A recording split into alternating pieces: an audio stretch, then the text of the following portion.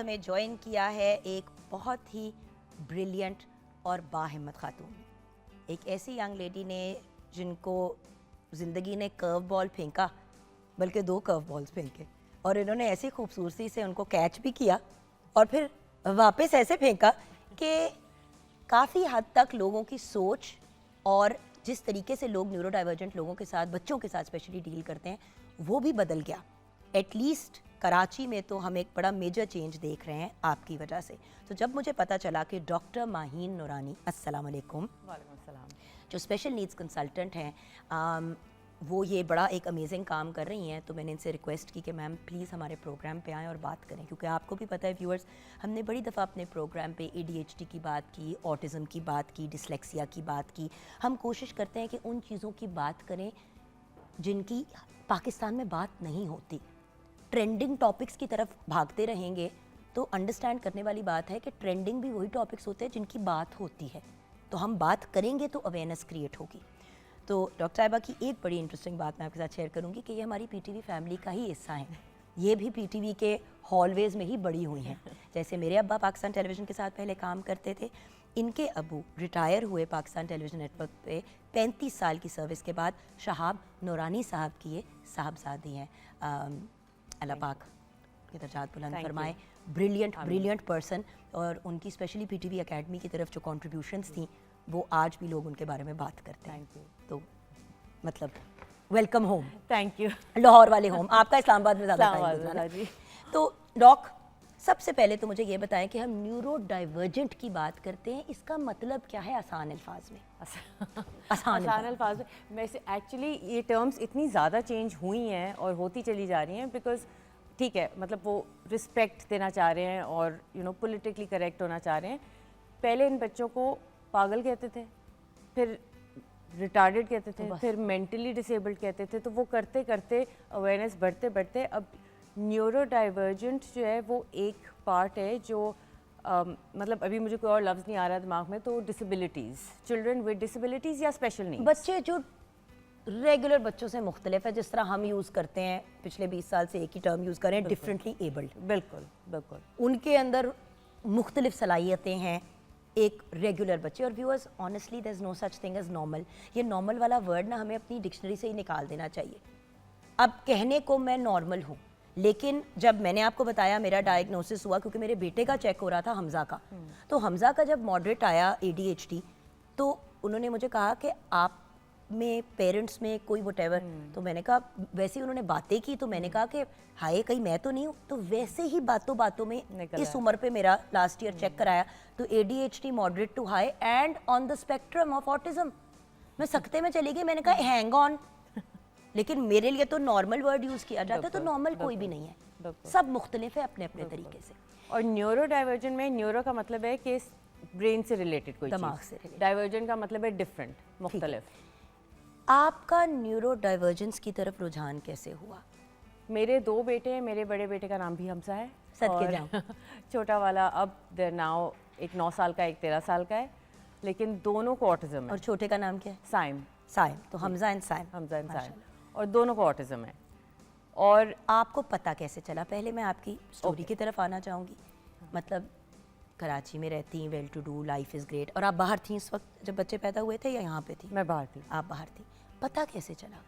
पता ऐसे चला कि अच्छा, मैं बहुत कॉन्शियस थी कि मैं अपने बच्चे को कंपेयर नहीं करूँगी किसी और बच्चे के साथ, कि मतलब ठीक है, सब अपनी अपनी उस पर डेवलप करते हैं, जो सीखते हैं, मैं ऐसा कुछ नहीं करूँगी कि वो ये बच्चा ये कर रहा है, मतलब मेरा माइलस्टोन्स के पीछे पड़ जाए। बिल्कुल। तो बट एक दिन 1.5 साल से भी थोड़ा कम का था, और मतलब मैंने उसको देखा और एक और बच्चे को देखा जो उससे 1 महीने छोटा था, और उसमें इतना ज़्यादा डिफरेंस था उसकी अंडरस्टैंडिंग में और उसकी समझ और अवेयरनेस में, और बात भी नहीं करता था मेरा बेटा। तो उस वक्त मुझे लगा कि नहीं, ये बहुत डिफरेंट है। एज क्या थी? 1.5। बहुत छोटा था। यूजली 2 साल के बाद ही ये सिम्टम्स आते हैं और पता चलता है। उसका ज़रा ज़्यादा था ऑब्वियस, तो उस वक्त समझ आई थी, लेकिन डायग्नोस नहीं हुआ 3 साल तक, बिकॉज वो लेबल नहीं करना चाहते, क्योंकि अक्सर जिस तरह आपने कहा कि ADHD और इसी दौरान सब ओवरलैप करते हैं। Expecting your second child? नहीं, अच्छा, आफ्टर 4 साल बाद, 3.5 साल बाद पैदा हुआ दूसरा, और उससे पहले जेनेटिक टेस्टिंग भी कराई थी। सो दैट वाज अ पूरा अलग एक प्रोसेस था, बट जो कि क्लियर आई थी। तो मैं सेकंड बेटे के बारी जब आपने अपने टेस्ट वगैरह वो 16 हफ्ते पे जो होते हैं या 20 वीक्स पे, प्रेगनेंसी से भी पहले जब सोच रहे थे कि सेकंड बच्चा करना है, तो ऑटिज़म या तो जेनेटिक होता है, अभी हमें कॉज नहीं पता, तो या जेनेटिक या एनवायरनमेंट, ये दो चीज़ें कहते हैं। बिकॉज जिस तरह कैंसर का भी कॉज अभी तक नहीं पता, ऑटिज़म भी ऐसा ही है। तो अगर एक बच्चा हो जाए तो आपको होता है कि अच्छा हो सकता है जेनेटिक्स हों, कि मतलब आपकी फैमिली में किसी को, अम्मा को, अब्बा को, यूजुअली इमीडिएट से आता है बट ऊपर भी जा सकता है। तो जेनेटिक टेस्टिंग हमने जाके कराई, अब बड़े अस्पताल में बाहर जा सकते थे, चले गए, और वो बिल्कुल क्लियर आई, हमारी भी, हमज़ा की भी। और उन्होंने कहा, उस डॉक्टर ने कहा, जो कि बहुत गलत बात कही थी, बट उन्होंने कहा था कि कोई चांस नहीं है आपके दूसरे बच्चे को ऑटिज़म हो। क्योंकि मैं कहा अगर थोड़ा भी चांस है बता दें, क्योंकि अभी हम सोच रहे हैं कि एक और होना चाहिए, लेकिन अगर ऑटिज़म का चांस है तो फिर हम दूसरा बच्चा नहीं करेंगे। उन्होंने कहा कोई चांस नहीं है, दूसरा बच्चा हुआ, बेटा हुआ, तो रिस्क जो है वो 10 गुना ज़्यादा होता है अगर आपका एक बच्चा ऑटिस्टिक हो या कोई 10 जेनेटिक। गुना ज़्यादा होता 10 गुना, नॉट 10%, अब 10 मेरी गुना। बेस्ट फ्रेंड है, उनकी बेटी है, अक्सर मैं रिहम की व्यूअर्स आप लोगों के साथ भी बात करती हूँ, हमारी जान अटकी हुई है उस शहजादी के अंदर। शी 16 नाउ, माशाल्लाह सामने ही बड़ी हुई है हमारे। मेरी दोस्त का एक बच्चा हुआ, रिहम थोड़ी सी मुख्तलिफ थी दूसरे बच्चों से, लेकिन 2-2.5 साल की थी तो दूसरी बहन भी पैदा हो गई, क्योंकि 2 साल का फ़र्क है। यानी she was expecting her next child, while अभी ये नहीं पता कि पहली बच्ची को ऑटिज़म है। Okay. माले अल्लाह का शुक्र है, the second daughter is completely मतलब न्यूरोलॉजिकली बिल्कुल वो लाइक अदर चिल्ड्रन। बट रिहम की बारी, वो यही कहती है पता ही नहीं था, कहती है सालों तक कोई सिरा ही नहीं पकड़ा आ रहा था। आप तो चले बाहर थी, पाकिस्तान में तो कुछ सिरा ही नहीं पकड़ा आ मैं रहा। आपको बताती हूँ क्यों नहीं, मैं आ चुकी थी वापस जब मुझे ये रियलाइज़ हुआ, मैं कराची में ही थी, क्योंकि लड़कियों में ऑटिज़म और लड़कों में ऑटिज़म बहुत डिफरेंट होता है। मतलब इतने डिफरेंट सिम्टम्स होते हैं ज़्यादातर मेजॉरिटी के, आप उसको कोई और नाम दे दें, ऑटिज़म कहे ही ना, इतना डिफरेंट होता है। और लड़कियों में अनडायग्नोज जाता है बहुत अरसे तक। जिस तरह यूर सेइंग कि अभी आपको जब कराया तो पता चला कि अच्छा ठीक है, समवेयर ऑन द स्पेक्ट्रम, तो लड़कियों का बहुत मुश्किल से डायग्नोस होता है, वो मास्क कर लेती हैं, तो वो ज़्यादा सफ़र करती हैं क्योंकि उनको वो हेल्प नहीं मिलती जो यंग एज में मिलनी चाहिए। सो लड़कों का ज़्यादा होता है और लड़कों में ज़्यादा कॉमन मैं भी है। यही कहने लगी थी कि कहते हैं कि लड़कों में ज़्यादा होता है, हमें इसका भी वजह नहीं पता। इसकी भी वजह नहीं पता, बट लड़कों में बहुत कॉमन है, लड़कियों में इतना कॉमन नहीं है। डॉक्टर माहीन नूरानी ने नहीं, फिर माहीन ने क्या किया, जब एक डरी हुई माँ, डरी तो होगी, बिल्कुल, रोई भी मुझे होगी, पता ही नहीं था कि अपसेट भी करना होगी, क्या है। और मियाँ बीवी भी दोनों एक दूसरे की शक्ल देख रहे होंगे कि यार ये हमारे साथ क्या हुआ है, और फैमिली में भी कोई ऑटिस्टिक बच्चा नहीं था दोनों साइडों में। अच्छा, फिर किया क्या, क्योंकि बहुत से लोग या तो हिम्मत हार जाते हैं या फिर इलाज कराने की कोशिश करते हैं कि ऑटिज़म ख़त्म हो जाए। तो आपने क्या किया फिर? मैंने पढ़ना शुरू कर दिया इसके बारे में, क्योंकि मैं चाहती, मैं कहा पहले मैं समझूं तो कि है क्या ऑटिज़म, ताकि मुझे समझ आए कि मुझे अपने बच्चे को हेल्प कैसे करना है। अभी तो मुझे कुछ भी नहीं पता, मुझे एक्चुअली कुछ नहीं पता था ऑटिज़म के बारे में, बिकॉज कभी ऐसा एक्सपीरियंस नहीं हुआ था। जब हम छोटे थे, हम बड़े हो रहे थे, उस वक्त कोई ऐसा इंटरेक्शन नहीं हुआ किसी से, क्योंकि लोग घरों में अपने बच्चों को बंद कर देते थे, क्योंकि बाहर लेके निकलते हैं तो मैं जनरलाइज नहीं करना चाहती, लेकिन ज़्यादातर क्योंकि इर्द गिर्द बत्तियाँ, शोर जो हमें नॉर्मल लग रहा होता है वो उनके लिए बहुत एक्सट्रीम पे होता है। आप सोचो जैसे आपके कान में कोई ऊंचा ऊंचा शोर बजा रहा है और आपकी आंखों के सामने ऐसे ऐसे ऐसे ऐसे ऐसे करके चीज़ जा रही है, आप भी घबरा जाएंगे। तो ऐसे बच्चे फिर कभी कभी पब्लिक में वायलेंट हो जाते हैं, या अपने आप को पीटना शुरू हो जाते हैं, या कोनों में जाके छुपना शुरू हो जाते हैं, मेल्टडाउन्स होते हैं। और माँ बाप को समझ नहीं आती तो फिर लोग घरों में ही रखते थे फिर बच्चों को, ऐसे जो ज्यादती है। बिल्कुल, उनको भी नहीं पता था कि क्या करना है उस वक्त, तो माँ बाप को भी नहीं पता था कि करना क्या है क्या, बिकॉज कोई नाम तो नहीं था उस वक्त, इतनी समझ नहीं थी। अब अवेयरनेस ज़्यादा है तो मैंने इसके बारे में पढ़ना शुरू किया, जब मुझे उन्होंने कहा कि हाँ रेड फ्लैग्स हैं, साइंस हैं। अब मुझे उसका भी मतलब ना समझ आया, मैंने कहा किस चीज़ के साइंस हैं। फिर फाइनली लोगों से बात करके, दूसरे पेरेंट्स से बात करके, थेरेपी पे मैंने थेरेपी शुरू करवाई, वहाँ पे जो दूसरी माएँ थीं उनसे बात की, उस तरह से मुझे पता चलना शुरू हुआ। फिर मैंने बहुत किताबें पढ़ी, किताबों से बहुत सीखा मैंने, और फिर मुझे समझ आई कि अच्छा होता क्या है। क्योंकि शुरू में जब मुझे पता चला, हस्बैंड का साथ क्या मामला था? हस्बैंड और मैं, हम अपने अपने रोल्स में चले गए, तो उन्होंने बहुत ज़्यादा सपोर्ट किया, हर तरह से मुझे किसी चीज़ से नहीं रोका। मैं कहा मुझे यहाँ जाके कोर्स करना है, मुझे ये करना है, मुझे इसको यहाँ लेके जाना है, मुझे वहाँ लेके जाना है, मुझे इस डॉक्टर के पास लेके जाना है। तो जहाँ मैं कहती थी कहते कि करो, बिल्कुल करो। एक स्टेम सेल स्टडी थी, उसके स्टेम सेल स्टोर किए हुए थे हमने, तो वो अमेरिका में कहीं हो रही थी। कॉर्ड के ना व्यूअर्स, प्लेसेंटा आता है तो उसके अंदर ऐसे अमेजिंग स्टेम सेल्स होते हैं कि बाहर दुनिया में तो लोग उसके कैप्सूल्स भी बना के खा लेते हैं, लोग अपना प्लेसेंटा भी खा लेते हैं, हमारे यहाँ ये ज़रा मायूस कंसिडर किया जाता है, लेकिन वो स्टेम सेल्स एक ख़जाना है अगर उनको सही तरीके से यूटिलाइज करना आता हो तो। बिल्कुल। हमारे यहाँ नहीं होता, पाकिस्तान में वेस्ट में सेव कर लेते हैं, अल्लाह ना करे कल को बच्चे को कैंसर हो, बोन मैरो कोई अब हो रहा है, अब हो रहा है, हाँ जी, अब स्टोर कर रहे हैं। ठीक है। सो ये था कि हाँ कैंसर, बहुत सारी बीमारियों का इलाज है उसमें और निकलता आ रहा है, कुछ ना कुछ होता आ रहा है, बिकॉज जाहिर है डेवलप कर रहा है, साइंस जैसे डेवलप तो कर रही स्टेम है। सेल सेव किए थे, वो भी आपने ट्रीटमेंट करवाई? वो उसकी बड़े वाले की, हमजा की ट्रीटमेंट करा ली, उसको एक ट्रायल में एंटर किया जिसमें 2 साल लगे उसको सेलेक्ट होने में।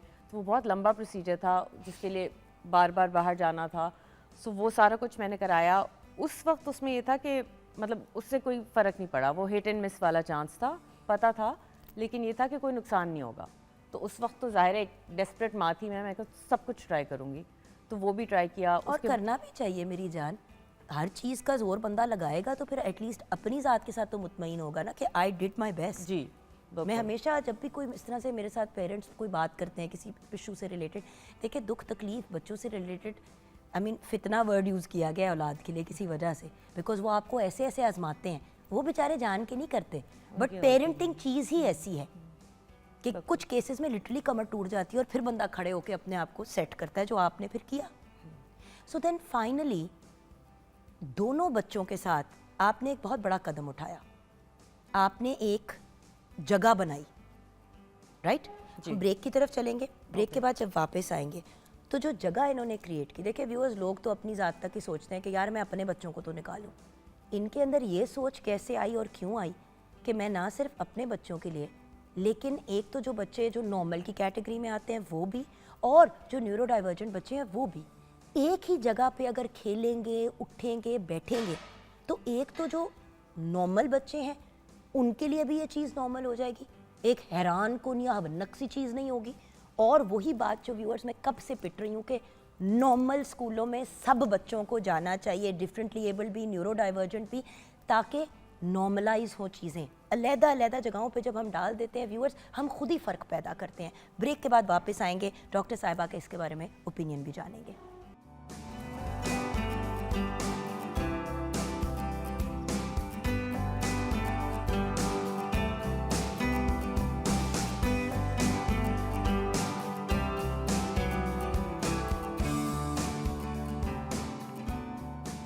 Welcome back from the break, viewers. The brilliant Dr. Maheen Nurani is with us, and like I said, हमारी PTV की फैमिली का ही हिस्सा हैं, one of the PTV बच्चाज, because इनके अब्बू, अल्लाह उनको जन्नत नसीब करे, उनके दर्जात बुलंद फरमाए, आमीन। शहाब नूरानी साहब की साहबजादी हैं, 35 साल शहाब साहब ने PTV के साथ काम किया, तो आज हम उनको भी बातों बातों में साथ साथ याद कर रहे हैं। तो किचन की तरफ जल्दी से रुख करेंगे जी। जी, जो हमारी बोनलेस बिरयानी हमने बनाई थी, साथ में उसमें एग सर्व किए थे, तो वो बिल्कुल रेडी होगी, साथ रायता है और सलाद। आप जब कहते हैं ना हमने अपनी बोनलेस बिरयानी बनाई है, तो मुझे लगता है कि हमने अपने जो है वो गोश्त के पीसेस काट के डाले हुए। Thank you so much, thank you जी। डॉक्टर साहब, आप back to what we were talking about, Saim and Hamza, जो आपकी मोटिवेशन बने, जो आपने अपनी एक जगह फन, इट्स कॉल्ड फनक्लूजन, यानी कि इंक्लूजन, इंक्लूड करना, और फन यानी कि फनक्लूजन के नाम से कराची में आपने एक जगह बनाई। अब उसके बारे में मुझे इस तरफ क्यों आई? अपने बच्चे संभालना इतना मुश्किल होता है जब न्यूरो डाइवर्जेंट ना हो। 2 बच्चे माशाल्लाह माशाल्लाह, उनको ज़िंदगी दे, सेहत दे, और आपके लिए अल्लाह में आसानियाँ पैदा करे कि आप बेहतर अंदाज में उनका ख्याल रख सकें। वो करना इतना मुश्किल होता है, तो ये आपने एक इदारा बना दिया पूरा का पूरा। वो मुझे इसका ख्याल आया, तो जाहिर है जब साइम का मुझे पता चला कि अच्छा इसको भी ऑटिज़म है, जो कि मैंने डायग्नोस किया था, मैं डायग्नोसिस नहीं करती, लेकिन मतलब देख के मुझे समझ आ गई थी उसकी सेकंड बर्थडे पे कि ऑटिज़म है। तो मैं अब जाहिर है जो अफोर्ड कर सकते हैं वो बाहर चले जाते हैं ज़्यादातर लोग, बिकॉज पाकिस्तान में इतनी चीज़ें नहीं हैं, हो रही हैं, क्योंकि हज़ारों का खर्चा नहीं है, लाखों का है, बहुत ज़्यादा है। तो मैं भी चली गई थी, जब दूसरे का मुझे पता चला तो मैं भी शिफ्ट हो गई अमेरिका, लेकिन वहाँ पे जाके मैंने पढ़ाई की। तो मैंने अपना मास्टर्स किया, फिर मैंने अपना PhD किया आपने? हाँ। फिर मैं वापस आई तो मैं अपनी कंसल्टेंसी कर रही थी, काम भी कर रही थी बाहर, तो यहाँ के मैं वही काम कर रही थी। फिर एक दिन मुझे ऐसी ख्याल है कि इनको कहाँ लेके जाऊँ मैं, क्योंकि या तो थेरेपी सेंटर जाते हैं या स्कूल जाते हैं। अगर स्कूल जाएँ तो बहुत सारे इनमें से ऐसे बच्चे जो है वो स्कूल नहीं जाते। पार्क नहीं अगर खाली हो और वहाँ पे और बच्चे ना हो, जो बहुत मुश्किल बात है। कैसे हो सकता है कि आप पार्क में जाएं और बच्चे उछल कूद ना कर रहे हो? क्योंकि रेगुलर बच्चों के साथ कोप करने के लिए भी थोड़ा आप ऐसे बच्चों को टाइम लगता है, और बहुत से ऐसे बच्चे होते हैं जो नहीं गुजार सकते। और बहुत सारी चीज़ें होती हैं, शोर होता है, लाइट होती है, सूरज ब्राइट लग रहा है आपको, गाड़ियाँ गुजर रही हैं, हॉर्न की आवाज़ आ रही है, बच्चों की खेलने की सो ऊंची पार्क आवाज़ भी आ आउट। रही है। मैं उन चीज़ों को पार्क भी मेंशन out, करती हूँ जहाँ बिल्कुल। पे हसन और नूर को लेके जाती हूँ। वही उम्र में है ना, अब जिस तरह नूर 5 की है और हसन मेरा 8 साल का 9 साल का होने वाला है। जिस तरह मॉल्स के अंदर प्ले एरियाज होते हैं, अब वहाँ पे इतना शोर होता है कि एक रेगुलर माँ का दिमाग की दही निकल जाती है, टा टा टा टा पा पा पा ठा ये वो। तो नॉर्मल छोटे बच्चे भी गोद में लेके जाओ तो वो रो पड़ते हैं। तो ऑटिस्टिक बच्चे को तो आप नहीं लेके जा सकते। नहीं कर सकते। तो ना आप लेके जा सकते हो प्ले एरियाज में, ना आप पार्क लेके जा सकते हो, बड़ी गैदरिंग्स पे भी नहीं लेके जा सकते, बर्थडे पार्टीज पे नहीं लेके जा सकते। तो ये बच्चे तो फिर बिल्कुल घरों तक महदूद हो जाते हैं। बिल्कुल, इसीलिए तो मैं एक्चुअली बैठ के सोच रही थी। एंड पता है मज़े की बात यह है कि अमेरिका में भी ऐसी कोई चीज़ नहीं थी, लेकिन क्योंकि उधर स्पेस इतनी ज़्यादा इतना बड़ा है तो कुछ ना कुछ हो जाता है, बिकॉज ओपन स्पेस मिल जाती है।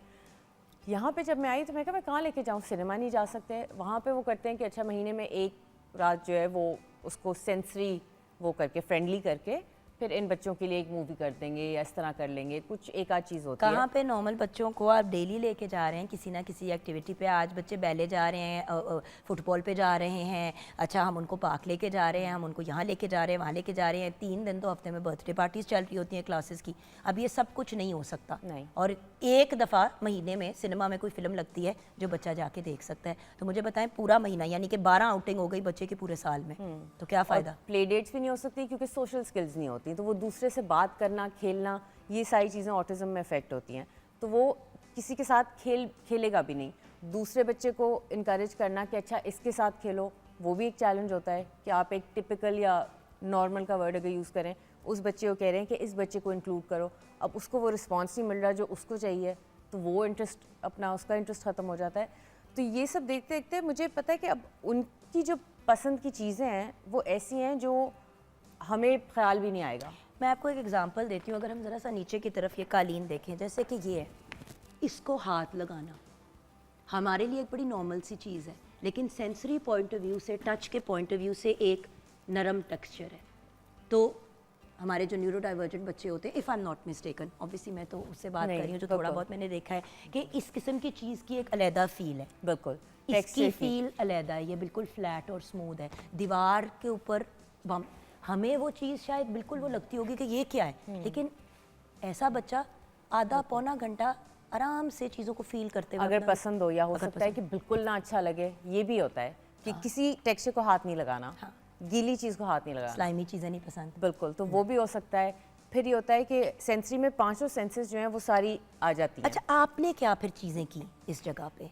मैंने इस जगह पे सारी, शायद लाहौर, इस्लामाबाद, बाकी जगहों पे लोग इंस्पायर हो जाएं, या आप शायद सोचना शुरू कर दें कि यहाँ पे भी कुछ खोल दें, तो मेहरबानी आपकी। तो मैंने उस जगह पे सारी ऐसी चीज़ों से भर दिया है जो सेंसरी हैं और जो मुझे पता है कि मतलब न्यूरो डाइवर्जेंट बच्चों को अच्छी लगेगी। अब देखें ना, जैसे रंग, लाल रंग, ऑरेंज रंग, अब मैं हल्के की नहीं, मैं चीखते हुए रंगों की बात कर रही हूँ। मैंने नोटिस किया ऐसे बच्चे जब ऐसी जगह पे आते हैं तो वो बहुत घबरा जाते हैं। तो बच्चों के तो खेलने की इस तरह की जगहों पे तो रंग बहुत तेज होते हैं। And I am so glad you said that, because ये चीज़, कलर वाली चीज़ किसी और ने मेंशन नहीं की। यार छोटे बच्चों को लोग कहते हैं लाल दिखाओ, लाल दिखाओ, बच्चा घबरा जाता है। छोटा बेबी न्यूबॉर्न जो टिपिकल भी हो, अगर न्यूरो डाइवर्जेंट ना भी हो, वो परेशान हो जाता है। आप बच्चों की कोई भी चीज़ सोचते हैं, प्ले एरिया हो, स्कूल हो गया, प्री स्कूल हो गया, उसमें आपको ये कलर्स नजर आएंगे कि रेड, येलो, ब्लू, मतलब ब्राइट तस्वीरें लगी हुई हैं। इतने ओवर स्टिम्युलेट बच्चे हो जाते हैं। बहुत ओवर स्टिम्युलेटिंग है कि तस्वीरें लगी हुई हैं, फिर क्लासरूम में अल्फ़ाबेट्स लगे हैं, नंबर्स लगे हैं, व्हीकल्स लगे हैं, ये वो। तो अब एक छोटा सा बच्चा 3 साल का, 4 साल का जो प्री स्कूल में जा रहा है वो, और आप उसको कह रहे हैं कि फोकस करो, तो मैं भी नहीं फोकस कर सकती उस क्लासरूम में कि किस चीज़ पे फोकस करूं। इसीलिए तो बच्चे एक चीज़ खेलते कहते लमकते हुए वहाँ चले जाते हैं, फिर लमकते हुए छत वहाँ से चले चीज़ें लटक रही हैं। सो ये जब मैंने डिज़ाइन किया, तो जो मैंने खुद किया और बहुत केयरफुली सोच के, तो इसके कलर्स जो है बहुत लाइट है। इसमें सिर्फ लाइट बेज और लाइट ब्लू है, जो कि ऑटिज्म फ्रेंडली कलर्स कहलाए जाते हैं। लेकिन यहाँ पे हर कोई आ सकता है, हर कोई आ सिर्फ सकता है। न्यूरो डाइवर्जेंट बच्चे नहीं, ये भी ज़रा बताइए प्लीज। जी, सो वो टिपिकल बच्चा अगर आता है, इंक्लूजन तो वहाँ पे आई ना फिर। हाँ, टिपिकल बच्चा अगर आता है तो अच्छा इन्वायरमेंट जो है, ये जो मैं कलर्स की बात कर रहे थे और जो आप कह रही थी, ये हर बच्चे के लिए ओवर स्टिमुलेटिंग है, सिर्फ न्यूरो डाइवर्जेंट बच्चे के लिए नहीं। किसी भी बच्चे के लिए इतनी सारी इन्फॉर्मेशन और स्टिमुलेशन आप देंगे तो Sensory वो overload हो overload जाता है। जाएगा। एग्जैक्टली। तो इधर तस्वीरें नहीं है, कोई ऐसी पिक्चर्स नहीं है कि अच्छा यहाँ से कार्टून लटक रहा है, यहाँ से ये हो रहा है, दीवारें खाली हैं। It's a very calm space, छत पे से कुछ नहीं लटक रहा, बहुत सारी ओपन स्पेस है, बहुत सारी। सो ये नहीं है कि एक छोटी स्पेस में बहुत सारी चीज़ें किसी ने भागना है वो भाग ले, किसी ने खेलना है, और हर बच्चे को अपनी अपनी कॉर्नर भी मिल जाती है अपना। एंड मैं 8 बच्चों से ज़्यादा एक स्लॉट में नहीं लेती। अच्छा, जो आपके टिपिकल बच्चे हैं जो न्यूरो डाइवर्जेंट नहीं है, उनको उनका क्या एक्सपीरियंस होता है? इधर आके देखें, न्यूरो डाइवर्जेंट बच्चे तो खुश होंगे, इतना कम है पाकिस्तान में कि अगर ये बिल्कुल बेयर मिनिमम भी होता तो लोग खुश हो जाते। वो बच्चे तो उनके लिए कुछ तो होता ना बाहर निकलने के लिए, लेकिन जो टिपिकल बच्चे हैं उनको क्योंकि और भी बहुत सी स्टिमुलेशन मिलती है, तो उनका रिस्पॉन्स कैसा होता है ऐसी जगह पे? उनका रिस्पॉन्स एक्चुअली मुझे अभी तक बहुत अच्छा मिला है, क्योंकि आई थिंक डिफरेंट है एंड इंगेजिंग चीज़ें हैं एंड कामिंग एनवायरनमेंट है। तो वो जब आते हैं, वो अगर खुश भी होंगे, एक्साइटेड भी होंगे, जो भी, सारे बच्चों की बात कर रही हूँ, बट इवेंचुअली मैं देखती हूँ कि वो काम डाउन हो जाते हैं और वो हाइपर नहीं होते। और देखे ना, सिंपल सी बात है, जिस बच्चे ने कभी किसी को व्हीलचेयर में नहीं देखा, वो चाहे वो कभी तो बच्चा था ना, अब 14 साल की उम्र पे एक बंदा पहली दफ़ा किसी को व्हीलचेयर में देखेगा तो उसको वो अजीब सी मखलूक लगेगी, वो घूरेगा भी, पॉइंट भी करेगा, घर वालों से भी पूछेगा। अगर, और यही होता है हमारे न्यूरो डाइवर्जेंट बच्चों के साथ, कि अगर कहीं पेरेंट्स ले भी आते हैं तो जो यंगर लॉट होता है या जो बहुत बुजुर्ग होते हैं वो पॉइंट कर कर एनू की हो गया, ये क्या है, इसको क्या मसला है। सो द पॉइंट इज, अगर हम इन चीज़ों को नॉर्मलाइज करेंगे और हर बच्चे को खुद एजेंसी देंगे तो तभी हम आगे बढ़ सकते हैं। बिल्कुल, इसीलिए इंक्लूसिव है। तो टिपिकल बच्चे, आई वुड से कि एजेस 2 से 8 साल को इंटरेस्टिंग लगेगा, 8 से ऊपर जो है उनके लिए शायद थोड़ा बोरिंग हो जाए। तो मुझे अब आपसे 2 पैगाम चाहिए, एक माँ होने के नाते और एक डॉक्टर माहिन होने के नाते। तो सबसे पहला आपका पैगाम उन माँओं के लिए जिनके बच्चे दूसरे बच्चों से किसी भी तरह से ज़रा मुख्तलिफ हैं। जी, उनको मैं ये कहूँगी कि आपके बच्चे अगर मुख्तलिफ हैं तो उनको दूसरे बच्चों के साथ मिलना जुलना ये सब होना चाहिए, क्योंकि उसमें दोनों की लर्निंग हो रही होती है। जो आपका बच्चा है वो भी सीख रहा होता है और जो दूसरा बच्चा है वो भी सीख रहा होता है। मेरे फ्रेंड्स इस मामले में बहुत ज़्यादा सपोर्टिव थे, मैं बहुत लकी थी कि वो अपने बच्चे को सिखाते थे कि मेरे बच्चों के साथ किस तरह खेलना है। दूसरी चीज़ मैं ये कहूँगी कि ये कंक्लूजन थोड़ा सा नया कॉन्सेप्ट है, बिकॉज इन बच्चों के लिए हम सिर्फ थेरेपी, स्कूल, बस यहाँ तक सोचते हैं। तो पूरा दिन हम उनको डायरेक्शंस दे रहे होते हैं कि ये करो, ये करो, ये करो, ये करो। हम भूल जाते हैं कि वो भी इंसान है, उनको भी टाइम चाहिए, थोड़ा सा डाउन टाइम प्रोसेस करें जो जो हुआ है और अपनी डिसीजन मेकिंग करें। खुद हर बच्चे को सेल्फ कंट्रोल चाहिए होता है, थोड़ा सा, कुछ ना कुछ एट सम पॉइंट। तो इसमें ये है कि जब वो आते हैं, they're in control, they need that, they need कि एक ऐसी जगह है जहाँ पे उनको किसी चीज़ से नहीं रोक रहे, वो जो करना चाहते हैं करें, और जिन चीज़ों से उनको खुशी मिलती है वो चीज़ें हैं वहाँ पे। एंड कोइंसिडेंटली जो टिपिकल बच्चे हैं उनको भी ये चीज़ें अच्छी लगती हैं, जो छोटे टिपिकल बच्चे हैं, बिकॉज उनकी भी सेंसरी डेवलपमेंट हो रही होती है उस एज में। सो एंड जब ये बच्चे काम डाउन हो जाते हैं and they feel relaxed and not overwhelmed, specially जो न्यूरो डाइवर्जेंट बच्चे सीखने हैं, की सलाहियत भी खुल जाती है। एग्जैक्टली, फिर स्पीच भी बेहतर हो जाती Exactly. है, रिस्पॉन्स भी बेहतर हो जाता है। वो दूसरे से बात भी करेंगे, वो शायद किसी नई चीज़ को हाथ भी लगा ले, वो शायद अगर कोई और आके हाथ लगा रहा है उससे भी शायद उनको प्रॉब्लम ना वो हो। जो हम बात कहते हैं ना, जो हम लोग अपने बारे में कभी कहते हैं कि यार प्यार से जहर का घूंट भी पिला लो, डांट के बंदा बेहतरीन से बेहतरीन चीज़ भी नहीं कंज्यूम करेगा। उसी तरह इन बच्चों के बारे में सबसे इम्पोर्टेंट चीज़ ये याद रखने वाली है कि प्यार और पेशेंस, लेकिन प्यार भी जो उनको सूट करता है। आपको आपका प्यार का अंदाज़ा आपने पकड़ के जफ्फी मार ली, ऐसे बच्चों के साथ आप नहीं कर सकते। आपने उनका कंफर्ट जोन देख के उनके हिसाब से चलना है। जब माँ बाप ये सब बच्चों के बारे में सीख जाएंगे ना, neurodivergent and otherwise as well, तो तब हमारे बच्चे हाइपर भी कम होंगे, अपसेट भी कम हुआ करेंगे और लेस एंक्शियस ह्यूमन बीइंग्स बनेंगे। बिल्कुल। एंड में एनीथिंग यूड लाइक टू से? एंड में बस मैं यही कहूँगी कि पेरेंट्स अपने आप को एजुकेट करें और बच्चों के बारे में सोचें कि उनको किस चीज़ से मज़ा आ रहा है। आप अपनी इन्जॉयमेंट को उनकी इन्जॉयमेंट से मिक्स ना करें, क्योंकि this is something I struggle with. तो उनको जिस चीज़ से मज़ा आ रहा है वो देखें एंड उनको वो रिलैक्सेशन टाइम दें, वो भी ज़रूरी है। Thank you so much. Thank you doctor साहिबा, ब्लेस यू। टाइम क्योंकि बिल्कुल ख़त्म हो गया व्यूअर्स, इसी बात को कंक्लूड करेंगे कि हर इंसान का हक है कि वो अपनी ज़िंदगी को भरपूर अंदाज में जिए, गुजारे नहीं। हम कहते हैं ना ज़िंदगी गुजारनी नहीं है, भरपूर अंदाज में जीना है।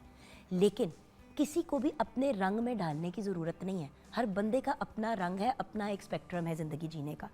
तो बच्चों के ऊपर भी अपनी चीज़ें इन्फोर्स ना करें, उनको देखें, उनकी टेम्परामेंट को देखें। और अगर आपको किसी भी स्टेज पे फील होता है कि आपका बच्चा बाकी दूसरे बच्चों के से मुख्तलिफ है या डिफरेंट तरीके से ग्रो कर रहा है, तो फ़ौरन टेस्टिंग की तरफ जाएं और फ़ौरन मसले के हल को ढूंढने की तरफ जाएं, ना कि ऑस्ट्रिच की तरह ज़मीन में सर डाल के हम छुप जाएं। अपना ख्याल रखिएगा, दुआओं में याद रखिएगा, स्पेशली डॉक्टर साहिबा को जो ना सिर्फ अपने बच्चों के लिए बल्कि दूसरों के बच्चों के लिए भी इतना सोच रही हैं। अपना ख्याल रखिएगा व्यूअर्स। थैंक यू आमना, आपका भी। खुदा हाफिज़ व्यूअर्स।